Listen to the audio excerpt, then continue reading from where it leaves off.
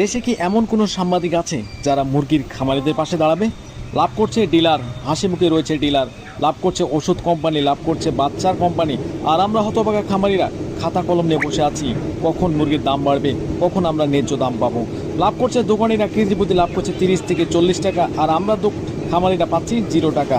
এমন অবস্থায় রাজপথে আন্দোলন করা ছাড়া, সরকারের কাছে দাবি ছাড়া আমাদের কোনো উপায় নাই। আমরা সরকারের কাছে দাবি জানাই যেন খাদ্যর দাম, ঔষধের দাম এবং মুরগি পালনের জন্য যেসব দ্রব্য সামগ্রী রয়েছে প্রত্যেকটা জিনিসের দাম যেন কমানো হয়। একটা বাজার ব্যবস্থাপনা যেন ভালো হয়, যাতে মুরগি পালন করে আমরা সাধারণ খামারিরা যেন একটা ভালো দাম পাই। অবশ্যই সরকারের কাছে অনুরোধ থাকবে এবং দেশবাসীর কাছে অনুরোধ থাকবে, খামার এবং শিল্প প্রতিষ্ঠানের পাশে আপনারা একটু দাঁড়ান। এখন যদি খামারকে টিকিয়ে রাখা না যায়, ভবিষ্যতে কিন্তু খামার ব্যবস্থাপনা দুর্বল হয়ে যাবে, ভঙ্গুর হয়ে যাবে। দেশে খামার খুঁজে পাওয়া যাবে না, মুরগির উৎপাদন কমে যাবে, দেশে